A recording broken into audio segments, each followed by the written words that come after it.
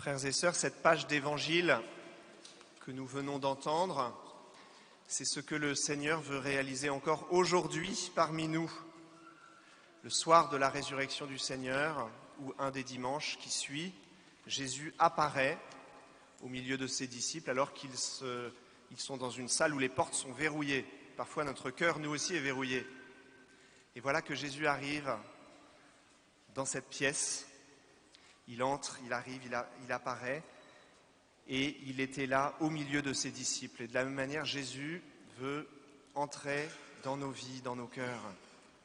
Et la première chose que Jésus dit à ses disciples, c'est « La paix soit avec vous ». La paix, c'est le don du ressuscité, c'est aussi le don de l'Esprit Saint. Le Seigneur veut donner aujourd'hui à chacun d'entre nous le cadeau de la paix. La paix soit avec vous. Jésus le dit 2 fois. Et ensuite, de même que le Père m'a envoyé, moi aussi, je vous envoie. Le Seigneur nous envoie ses disciples en mission. Et nous aussi, frères et sœurs, nous avons tous une mission à remplir dans le monde. Nous avons tous du bien à faire dans la société dans laquelle nous vivons, dans notre monde, dans nos familles, partout où nous sommes, dans nos entreprises, dans notre travail, dans nos associations. Partout, nous avons du bien à faire et le Seigneur nous envoie en mission pour faire du bien.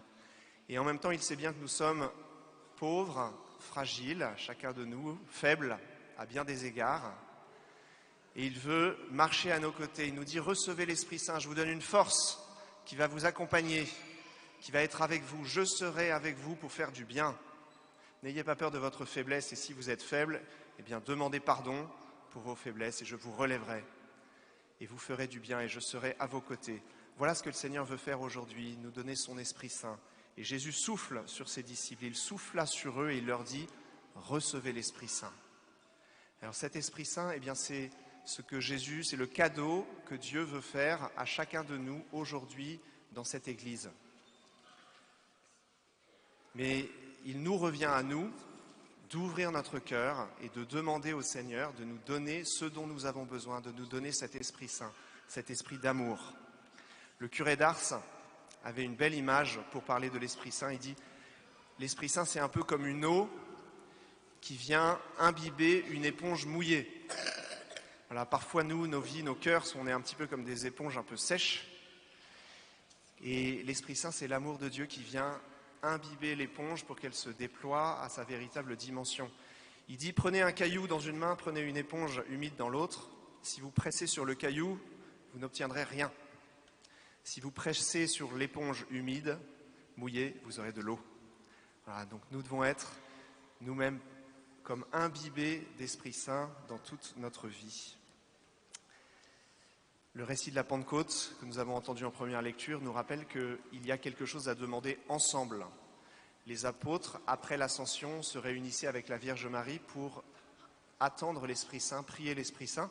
Et d'une certaine manière, nous sommes, nous, tous ensemble, les successeurs des apôtres, les successeurs des disciples, et nous demandons au Seigneur de venir agir dans notre vie. Comme les apôtres, nous demandons l'Esprit Saint, la force de Dieu, l'amour de Dieu. Dans le récit encore des Actes des Apôtres, on note que chacun reçoit ce dont il a besoin. Chacun s'exprime selon le don de l'Esprit, quand les apôtres sont rejoints par les langues de feu. Donc ça nous rappelle que l'Esprit donne à chacun ce dont il a besoin.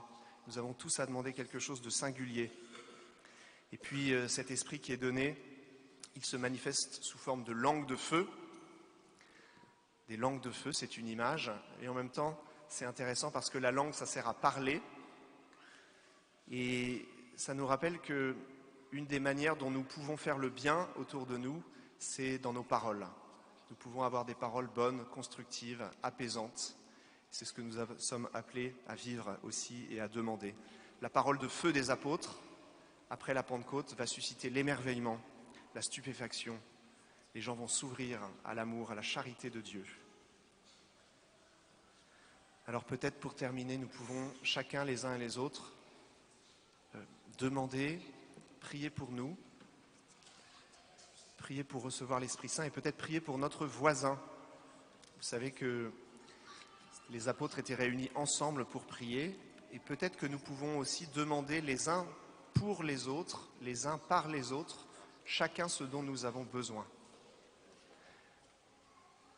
Saint Paul nous dit la chose suivante, il nous dit « le fruit de l'Esprit Saint, c'est l'amour, la joie, la paix, la patience, la bonté, la bienveillance, la fidélité, la douceur et la maîtrise de soi.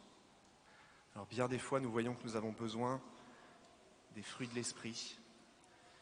Alors je vous propose pour conclure que nous puissions prendre quelques instants de prière avec l'orgue qui va nous accompagner. Et ceux qui le veulent, je vous propose que nous puissions poser notre main sur l'épaule du voisin et prier pour notre voisin, pour demander pour lui ou pour elle l'Esprit de Dieu. Et chacun dans son cœur peut demander ce dont il a le plus besoin aujourd'hui dans sa vie. L'amour, la paix, la joie, la bonté, la patience, la lumière pour prendre les bonnes décisions, la fidélité à nos engagements, à nos décisions, la douceur, la maîtrise de nous-mêmes, la bienveillance envers les autres. Prenons quelques instants pour demander chacun ce dont nous avons besoin et confions-nous à la prière de notre voisin. Ceux qui le veulent, pouvons poser notre main sur l'épaule du voisin et prier pour lui, pour elle.